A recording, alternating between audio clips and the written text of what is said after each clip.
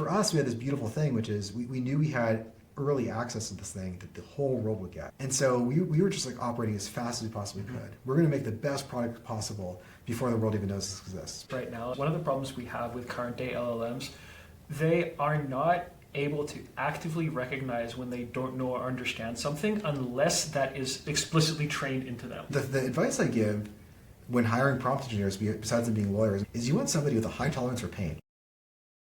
What we're trying to do with this series is like, listen, this is what it practically takes to build this system. Here's what we think about. Here's what's important.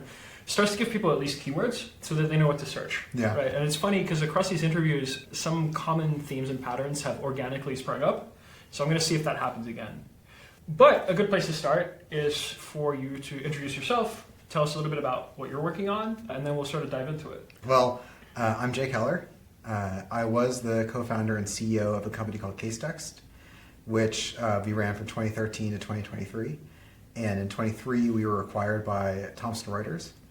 And now I'm the head of product for CoCounsel, which is our main AI offering at Thomson Reuters. Very cool. Tell me a little bit about what CoCounsel does. So CoCounsel is an AI legal assistant. And by that I mean, not unlike ChatGPT or other kind of systems a lot of people are really familiar with, you can just talk to it. The idea there is to kind of emulate having a colleague at your law firm or general counsel's office or what have you.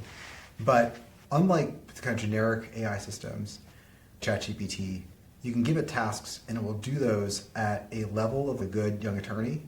Read a document, tell me what's in it. Read 1,000 documents and tell me if there's any evidence of fraud. Do legal research for me. Review these contracts and mark them up, etc. It'll do those kinds of tasks at a level of a good young associate, but at superhuman speeds. Great. There's a lot to unpack there already. Yeah, totally. So let's sort of start at the very first part, right? So you said it's unlike ChatGPT. So does that mean you have your own models that you've trained and run? We do use some of our own models, but the vast majority of the models that are operating behind the scenes are the big commercial models that most people use. Right. And the big picture reason for that is, first of all, our users are the type, lawyers mostly, are the type that would pay more and wait longer for the right result. Mm-hmm. So using an open source model, even very good open source models like Llama, they may be faster, they may be cheaper, but they're right now not the best. Gotcha. And so we always go towards the best. Do you find yourself sticking to one model, or are you fairly agnostic? How does that landscape look for you when you have this priority on quality? Yeah, so we test all the models as they come out really rigorously. And we have our own set of benchmarks that are specific to the industries that we serve. And I said it's an AI legal assistant, it's actually going to start applying now to tax and accounting and finance and news and all the other industries that Thomson Reuters serves. And for all of those, we're looking to see if it can do certain tasks. And what we found is that certain models are better at different kinds of tasks. And so we give different kinds of tasks behind the scenes and different models to accomplish.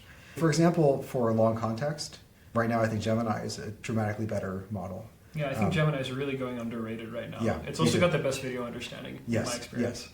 And so there's some use cases where an example of this might be, I want to compare two documents with each other, but they're both like 400 pages long. And you want an AI model that can do something really tough, even for a person, which is here's 400 pages of documents. Let me see what all the differences and similarities are. Even if they look nothing alike, there might be two different contracts that have the same kind of terms, but not in the same order. It's not like a simple red line, right? It's like a very different, this one has a different data privacy policy, and this one has a longer non-compete, and this one has a higher price, right? Being able to do that over shorter context is really difficult. But if you have 1 million or 2 million tokens of context, and you can use them effectively, then all of a sudden you can do these use cases that were before impossible. So Gemini is really strong for those kinds of use cases. For example, GPT 4.0 and now increasingly o1 preview, I think edges out Gemini sometimes in its level of intelligence, although it depends on the task, frankly. And that also matters sometimes. So it just really depends on the task. And behind the scenes, for its worth, when you're just talking to the AI, that feels like more a chat experience. But when you delegate a task to it, we call one of its skills, then it starts going through kind of a step-by-step process of actually accomplishing the objective that the lawyer asked it to do. And that's where you might call some of these models dozens of times in between the request coming in and the answer starting to stream back to the user. Again, to accomplish micro tasks along the path to writing the research memo or reviewing a Are document. you switching inside those micro tasks even? Sometimes, yeah. Wow, that's Yeah. really interesting. There's a lot to unpack here. I want to start with the benchmarks, Mm-hmm. right? So obviously, you've had a long legal tech background in applying AI to this vertical. There's a lot of different ways to set up these benchmarks. LLMs are kind of fundamentally different to any of the classical NLP or classification stuff we ever used before. What does a task benchmark look like here? Yeah, so I'd say that some of the most important benchmarks are going to be the ones that emulate as closely as possible the tasks that lawyers do while using our application. So it could be, for example, here's a contract, tell us what clauses are in this contract. And for benchmarking purposes, it's a little bit different, right? So you might have a multiple choice version of it so you can objectively measure versus in real life where it might write out the answer. Yes. But a lot of our best tests, I'd say, emulate, even some of these more basic, read a document, tell me what's in it accurately, read a document, tell me what's in it without hallucinating is a benchmark that we have, right? Those kinds of tasks are kind of like front and center. There are also like literally dozens, of little tests that check for its like legal understanding. So for example, given this sentence and given the following 4 cases that, and here's a snippet from each case, which one of these cases, A, B, C, or D, best support that legal proposition? And which one would you cite? And we have really great lawyers, choose what they would say, and then see how well a model would do, kind of choosing those. I will say that the thing that makes me most nervous about the model level benchmarks, which are in some ways the least important that we use, to be honest, but it's kind of get a sense of whether that model is even usable for our use cases. Sometimes you test a model that comes out of a lab. There's a lot of great, oh wow, the benchmarks look amazing. You try it on our benchmarks and it really fails. That's like a good signal of whether or not it's going to work out for us. Mm-hmm. But at the end of the day, prompting matters so much that using the same prompts against all these different models, you end up with, potentially something that undersells the full capacity or capability of certain models. Yes, again, like tons to unpack.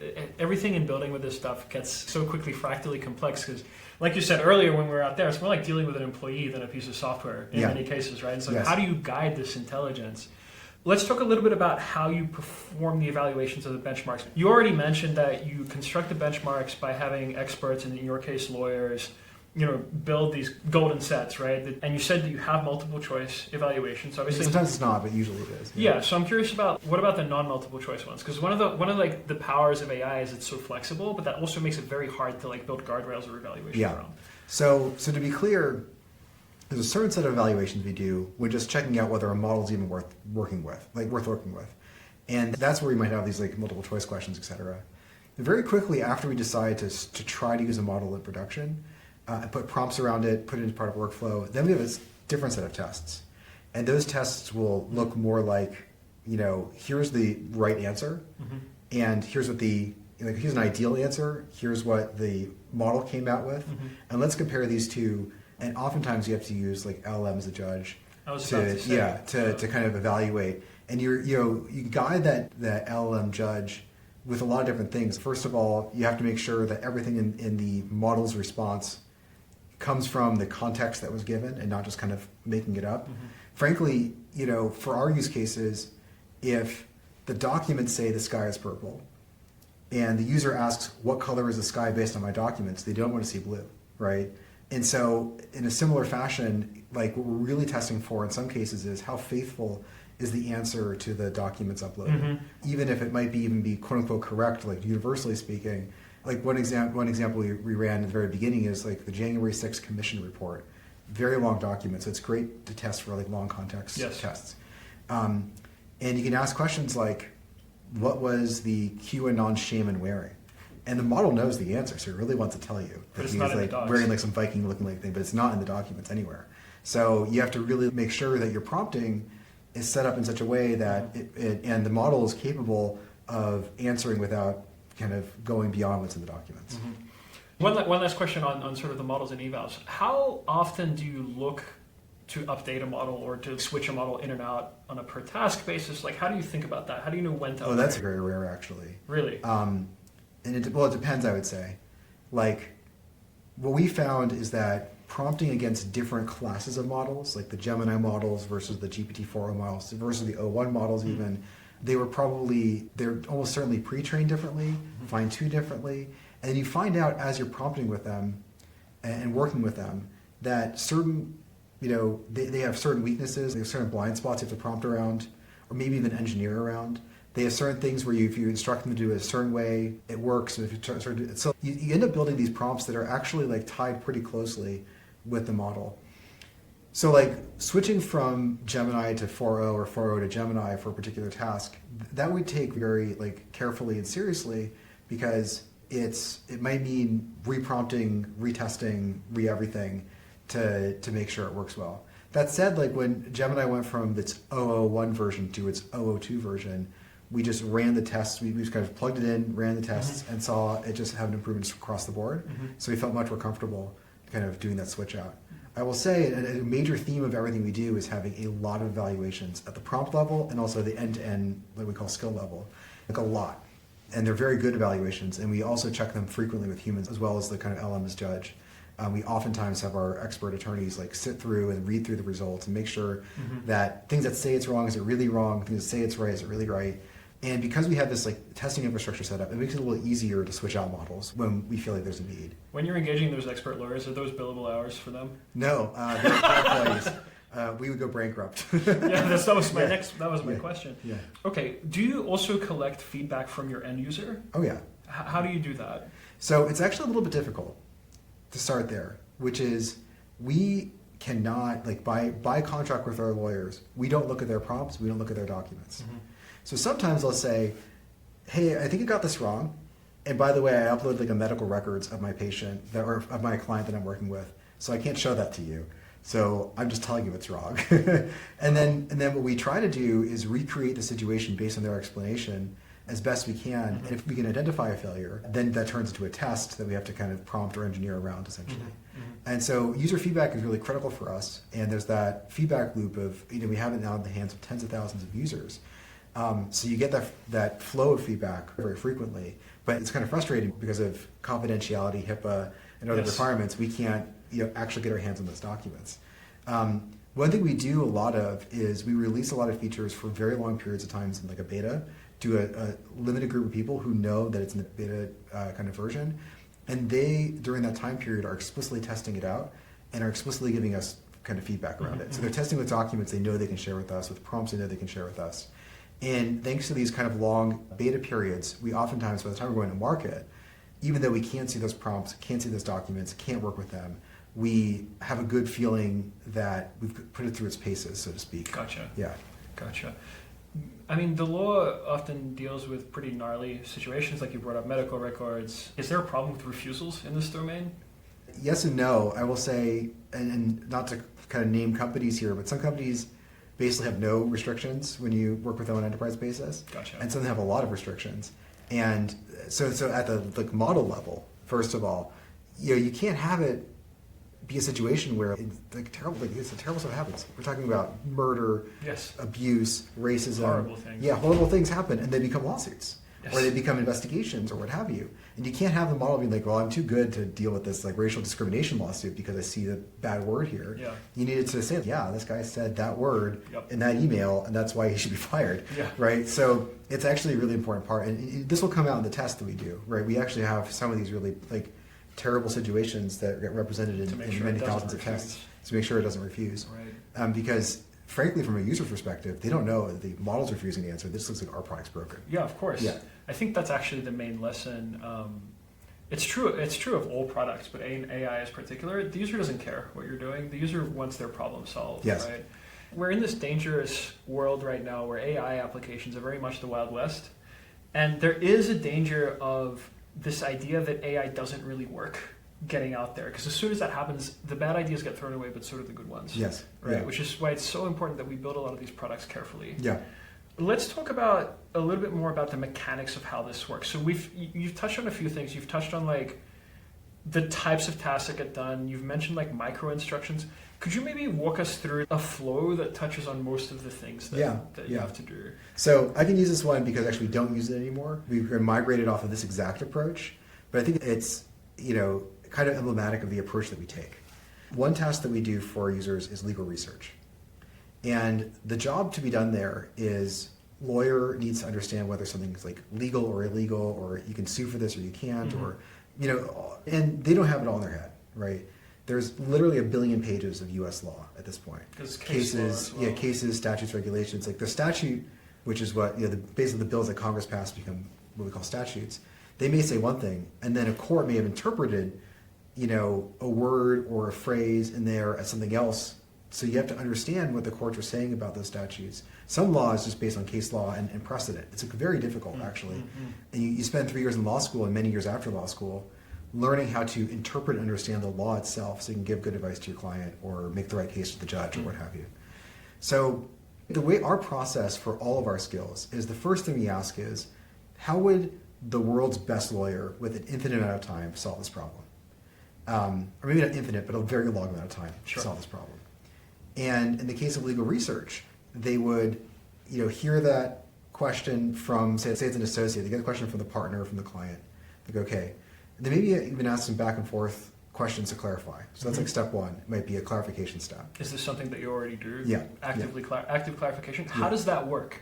Because this is one of the things that I think is under-examined. Yeah. I think one of the unique things about AI, and I've said this elsewhere many times, is the fact that it's iterative. Yeah. You don't have to big bang get to a solution. Totally. You can iterate towards the thing you're actually It's a beautiful doing. part of it, honestly. Exactly. It really makes things a lot more human in its interaction. So models out of the box don't really prompt you for clarification most of the time. It's just kind of prompting tricks, just basically. prompting. Yeah, if you can imagine behind the scenes, it kicks off the legal research skill, for example, and then there's a branching decision. Do I have everything I need? And by everything I need, prompting needs to be very specific. In this case, it's, do you have the legal issue clearly stated? Do you understand what jurisdictions you should be searching against? Do you understand what date ranges? Do you understand? Gotcha. And if not, ask follow-up questions. Because to a certain extent, there is some structure to legal research queries, Yeah. right? Like you must have this information to answer the question. Or it's helpful too. And so if you don't have it, and it seems like you might go on a wild goose chase, and we define that in the prompt, because a lot of us are lawyers, including myself, you can have a pretty good sense of what would be enough and what it wouldn't be, and describe that in English. And once you can describe it in English in a prompt to the AI, and give it that kind of binary choice, like ask questions or do research, Gotcha. does a pretty good job.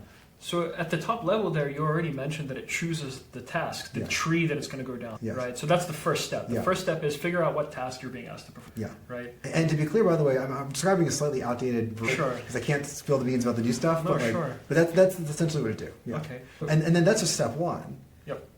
After that, okay, we're going to turn the kind of English language research query into like research queries against the databases that we use. And those may look different, right? We have pretty good, just natural language, ask question kind of queries. But in law, there's actually like pretty commonly used thing called Boolean queries or terms and connectors queries, where it takes the natural language kind of question, and it looks almost like SQL, right? Where it's, you can do all kinds of stuff, take a word and put an exclamation point at the end, which is a symbol for all the possible endings of this word. Gotcha. Search for those as well, for example, right? Yeah. Regular expressions for lawyers. Regular expressions for lawyers, that's exactly right. And so the AI might come up with 20 or 30 different searches, right? That's going to execute in parallel and pull back all the different sources. So you're turning the natural language query into this special kind of lawyer regex, and then you're fanning it out. Yeah. And obviously, and different, trying with different language, different approaches, natural language queries, the regex query, the, generating variants. Yeah, exactly. And again, AI is great for this. It is. LLMs is really good. This is the one area in our whole application where we turn the temperature up. Like oftentimes we're at temp 0. Like, Yes. Don't be crazy. Generally speaking, but for this one, let's be a little creative, Yes. right? So then it executes all these queries and brings back dozens or hundreds of different cases, rules, regulations, statutes, secondary sources, which are like basically books written about law, practical guidance, etc. And then we have the dedupe steps and so on. And then, in the world where we had very short context models. Just real quick, on the dedupe step, is the LLM doing that? No. Or is the, Some of the stuff. You're just doing straightforward. Yep. Exactly. Some of the stuff does not have to be done. Where you can get away without using LLMs, then please do. It's like way faster and cheaper. It's just the hard part is for a lot of these tasks, the reason a human was doing it up until now is because it requires real intelligence.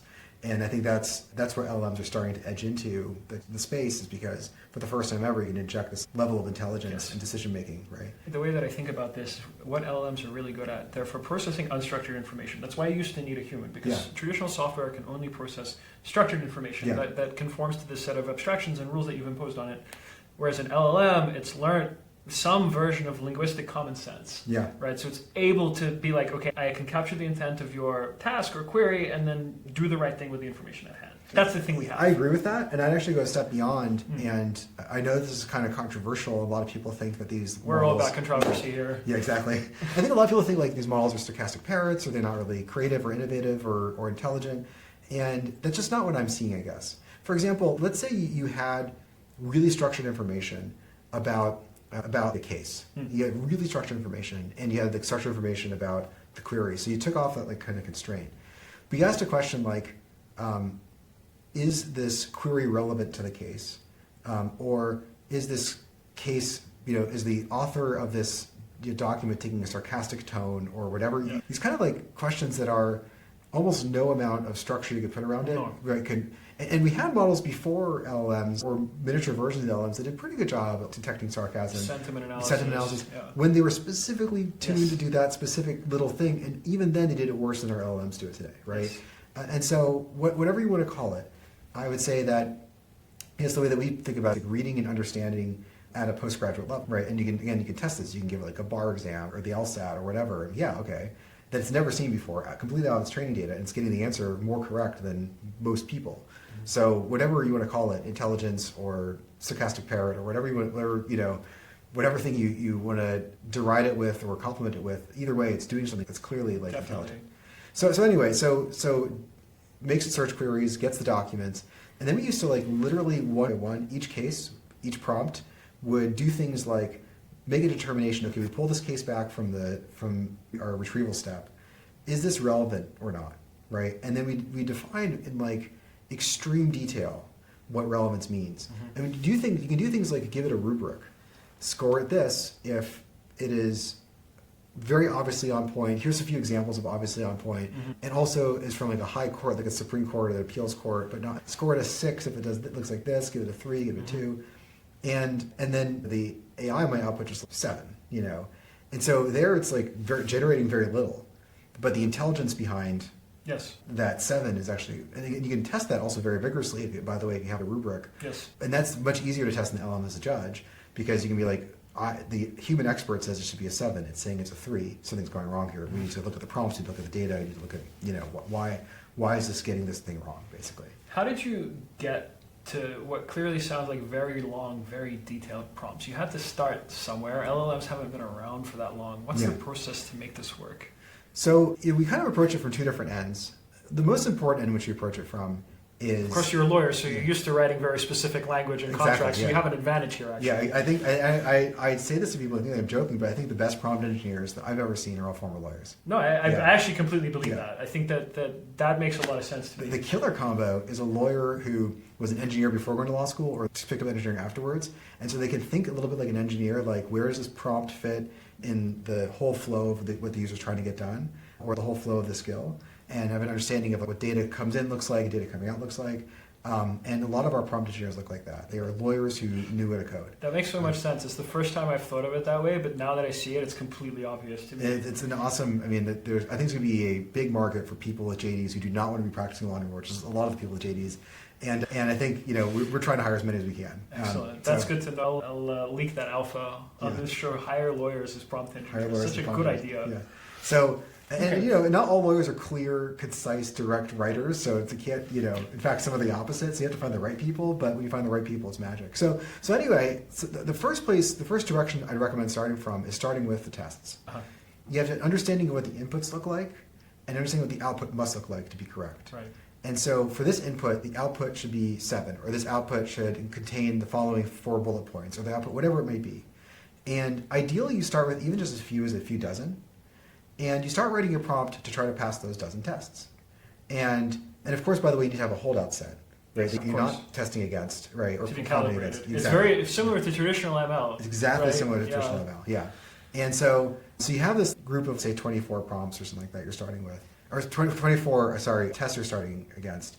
And you for this input, output should be this. For this input, output should be this. For this research question, in this case, it should score 6 or what have you, right? And then the first thing you'll do is like a very simple, concise prompt, and it gets it wrong like 12 out of 24. Oh God, And then you start realizing why it's getting them wrong. And sometimes it's helpful to ask the AI, okay, don't just give me the number, but for these purposes, also give me the reasoning behind that number. And you could say it gives some totally crazy reason why it's getting this thing wrong, and then you add some prompts against that like thing. It's don't consider this as relevant. To consider, and you basically start like burning down those edge cases, and then you'll get to a place where a 24 out of 24 pass. Great. Then you bring another 100, right? And your calibration is also exactly. The calibration should look like hopefully should track very closely. Yeah. Otherwise, your tests are too you're kind of overfitting basically your prompt to the tests, right? Very frequently, if you choose tests well, one of the art aspects, and there's art and science here, the art of it is what is a diverse set of tests, and be creative about what we think lawyers will actually throw at this thing.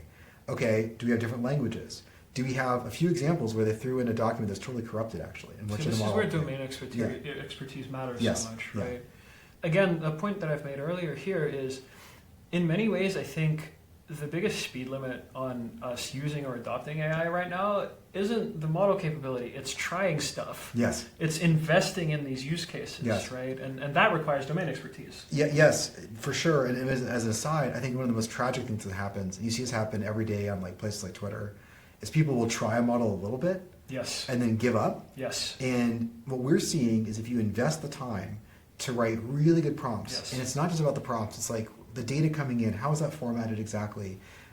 Even seemingly small things like how you OCR, can end up making an enormous impact. But after you start, getting every single piece working, it works really well.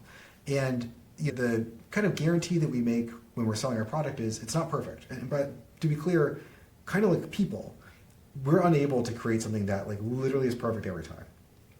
We know that. But it is very good, high 90s percentile, accuracy, and depending on the task, obviously, where it's just really good.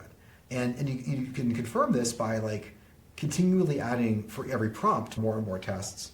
And as users, especially in the beta period, come back with, it screwed up this thing. It's we didn't try with medical records. Now we have to add 5 tests around medical records. Okay.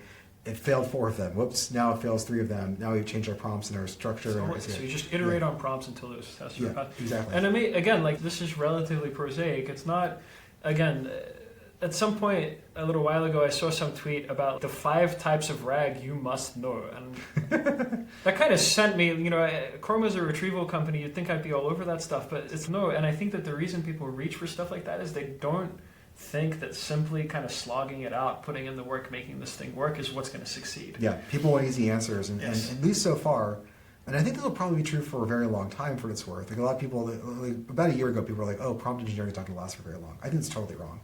I think that the task of prompt engineering, one way to think about it is, I need to write a set of instructions so clear and so detailed and so specific that I can give it to a million random pretty smart people and give them a million different circumstances, different documents to read before answering the question, in different languages, and have them do it right basically every single time.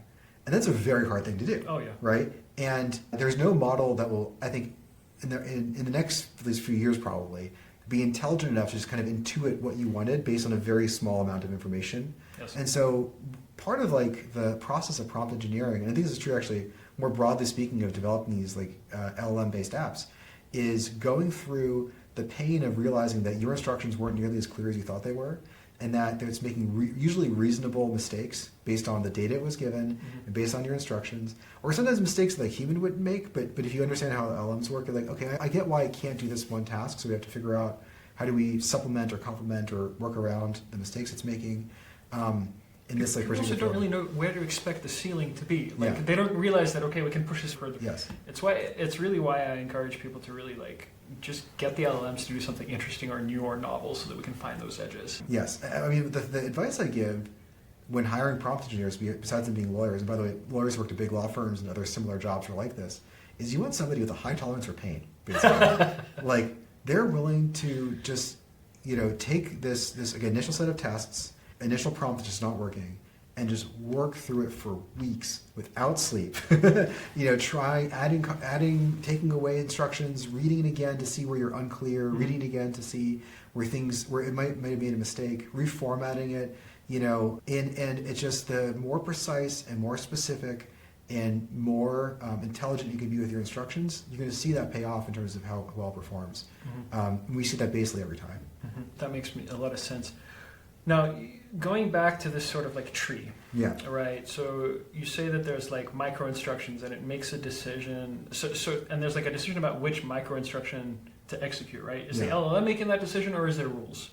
Usually LLM. The LLM is making that decision. Because one pattern that we've seen emerge is actually using retrieval as like context for tasks. Oh, we do that a lot actually. So it's a little complex, but I was talking earlier about how it does just one skill around legal research. Usually for those, actually, we have pretty set workflows.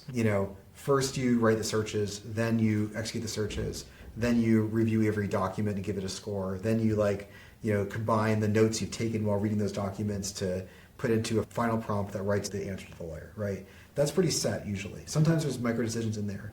But as you're having a conversation with the AI, it has to figure out, which of my skills do I need to employ to get this job done? And do I have enough information to kick off the skill? Or should I ask for clarification?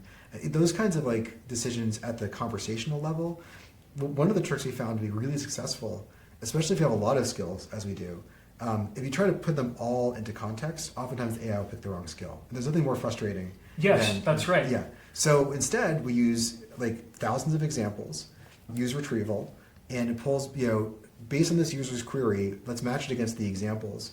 And this example should route to reviewing documents. This one should route to editing contracts. This way, right? And it matches those two up. Representative example is attached to the task. And really, a task for you is almost just loading up a new prompt into the model, right, with the new information. And is there one instance, let's say, of the model that's overviewing where it is in the tree, or is it more just all context independent? It's just it performs this task and then hands off to the next thing. It's more the latter, although we're looking more. I think that the big buzzword for 2024 that everybody's hoping to happen in 2024, it's probably happening in 2025, is agentic kind of workflows. Nobody knows what that means yet. I think I have a definition-ish, which is you give it a really big task, and that takes multiple steps to get done, and is able to autonomously or semi-autonomously get all those tasks done. That would be my definition, but I've heard an agent be called anything that calls to an external tool. That's agentic. I've heard that. Well, then we've had that for a year and a half. Exactly right. But I think what I think people are really hoping for is, and this is true in the legal and tax and accounting and finance and the spaces we work in, but more generally speaking, a lot of the things that we're hoping that AI kind of takes on for us might take many steps, and also what we're seeing right now with current models is unless they're set up really well, it's very easy for them to go down a dark alley. Or actually, the other thing that we've seen, and credit to my wife for coming up with this, we've seen a lot of we experiment with it, ending up in a local maxima almost. Yes. Where it's doing an okay job, but if it just broke out and thought about the situation more holistically, should I actually refactor all this code, or should I kind of start again with a totally new set of searches? I'm not going anywhere here.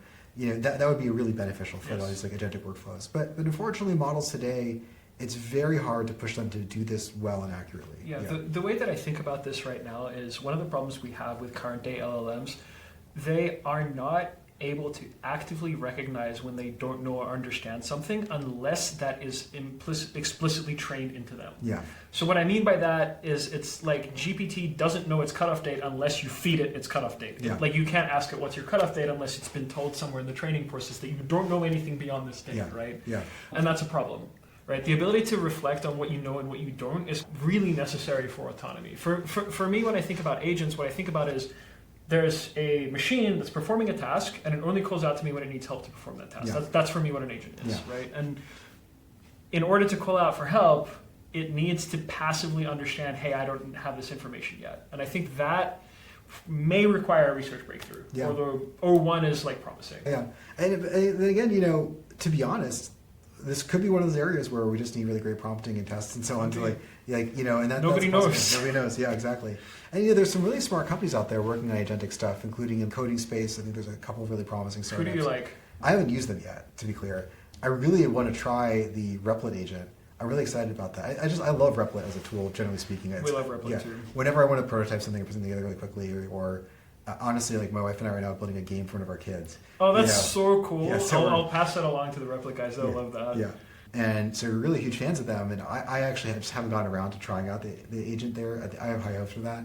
I've heard stories like some of the startups, and I don't know if I'm getting them right, but it's either Devin or one of the other ones in the coding space, that they basically sell it, I think this is genius, at like the per cost. Like if you have one Devin instance, or maybe it's one of the competitors, is the cost of a software engineer.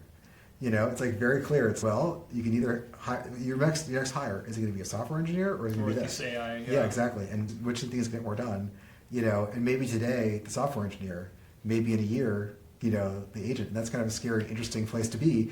But I think that's what they're going for, which I think is super interesting. I have this really interesting hypothesis, which is, well, to me it's interesting, which is if you believe that AI is going to cause a lot more software to get written, and you know whether it's humans assisted by AI or AI writing software autonomously, it almost doesn't matter.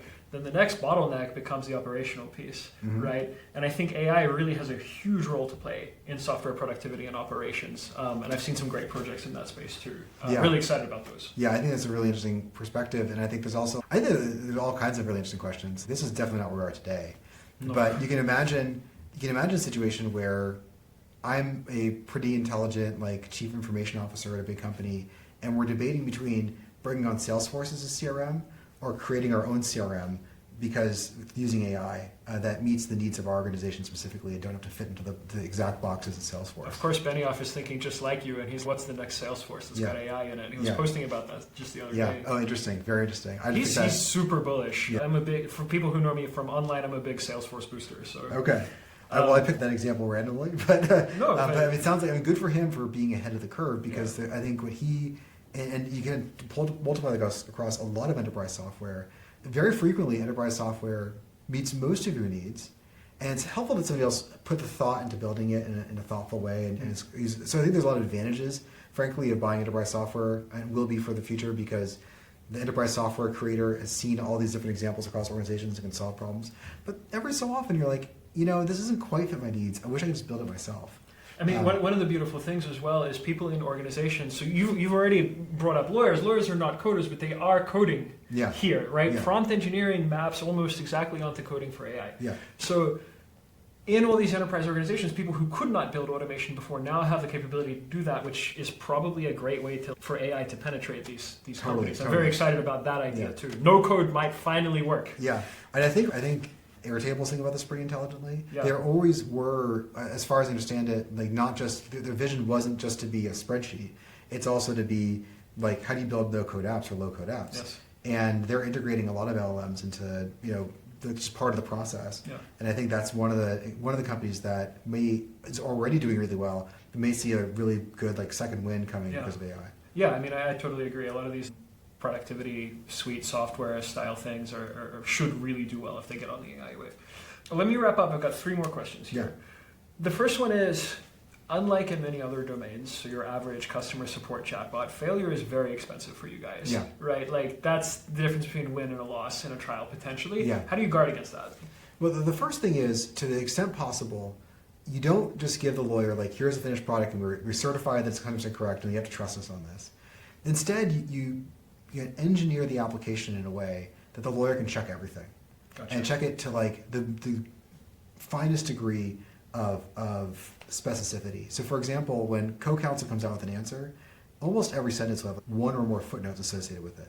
You click that footnote, the original source document from which it pulled its answer, whether that be a case in the research database or a PDF that the user uploaded or what have you, it will pull out and it will go to the exact sentence highlighted where it's getting its information from. And so it's not a use of your time as a lawyer to check every single footnote, but for the consequential piece, or also, frankly, for the piece as a lawyer, you have your intuition about things. You're like, that seems off or wrong or surprising to me. I'm surprised that the deponent said this. Let me dig into that. Lawyers frequently know where to dive into it. Mm-hmm. And frankly, this is domain expertise again. This is actually not unlike how a senior partner would be working with a junior associate. Junior associate does the first draft. They cite in that draft of a document, say to case law or to precedent documents or to the documents they reviewed. And no partner worth their salt just like never opens any of those documents and verifies for themselves. Oh, the summer intern or the junior associate did a good enough job, right? And we encourage our lawyers to think about it the same way. Like, check that work. Yeah, having that existing workflow, I think, really helps a lot. Right? Yeah, and so that's, I think, key number one is make it so that even if it gets things wrong, and there absolutely are times, like we've seen it, for example, with foreign language documents, with questions, until '01, questions involving math. You have this really complex contract, commercial lease contract. How much would the tenant owe if they terminate after year 3, but also paid the early, like whatever? Like lawyers have tried that against our system, and sometimes it's shockingly well, but it's off by like $100,000 of the $5 million, or whatever, and that's not good enough. We want to get it exactly right. Until '01, we'd oftentimes have a warning like, hey, check that math. Check the math. So there are different areas of known kind of like failure cases that sometimes you have a UI around kind of letting the lawyers know. Sometimes you can't catch all of those. So step 0, I should say, is all that testing and accuracy that we put into it.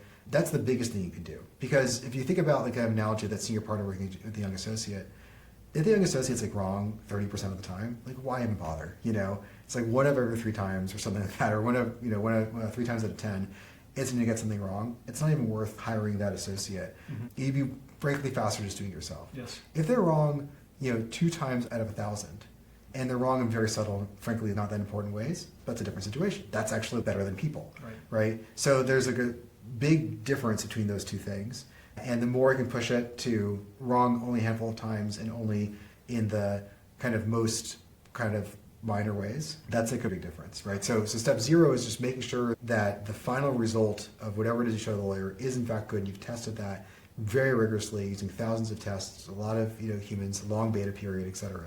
And then step 1 is after that is to have it like really easy to check the work. And step 2 after that is to have automatic checkers and guardrails, etc. that might happen behind the scenes.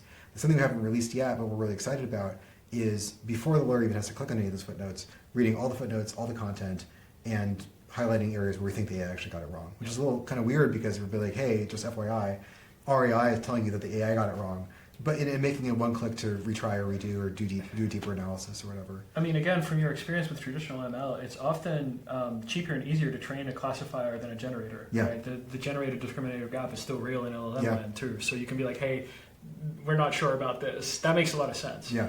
2 follow-up questions. The second one is, how long from inception to a product that you were satisfied to give to a customer who's actually using it, to use a software term, in production, did it take? So for us, the history is kind of weird.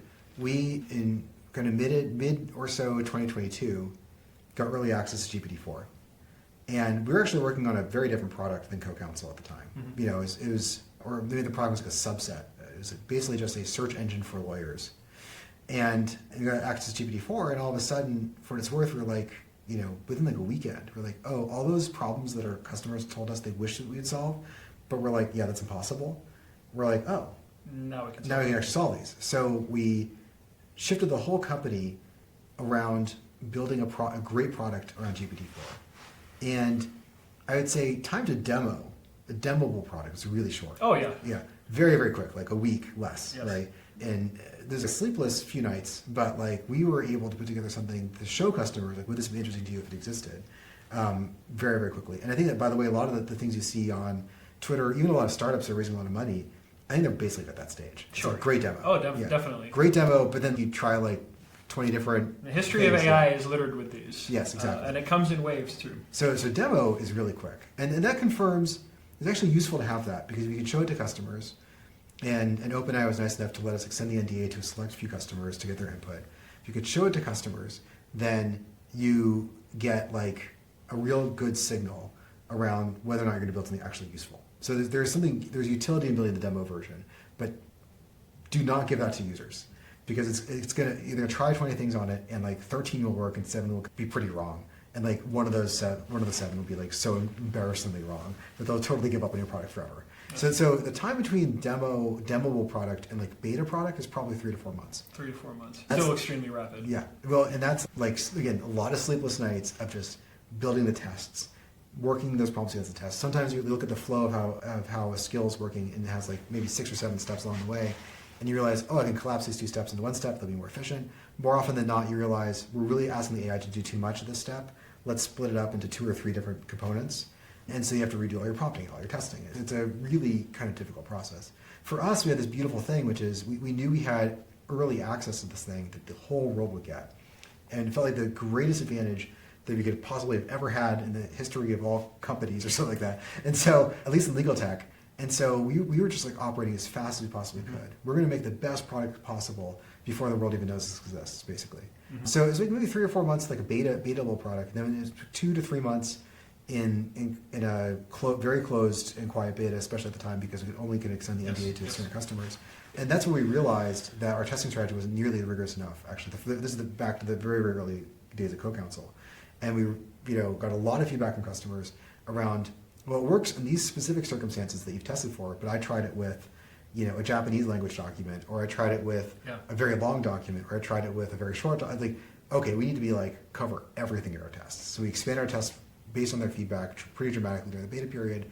And then by the time we released the product in March of 2023, so you've had somewhere between 6 and 9 months in development, we felt pretty good about where it was at. Great. Still not perfect, but really good about where it was at. I think it's good to remind people how long it does take to do this right. Yeah. Right, and that's with an enormous investment for people who are like thorough domain experts. Yes. Right. Yes. It's not easy. It's really not easy. Yeah. But final question: if your code base was deleted tomorrow, you had to start over completely, what would you do differently?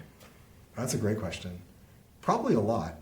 The place my mind goes immediately is some of the new things that are coming out of models make you kind of rethink a bit about how to approach these same tasks. So I think long context is actually really important, because a lot of the things that we did in the early days was operating around really short context windows, and you have to do a lot of really clever tricks. Like, for example, even just something simple like reading a contract.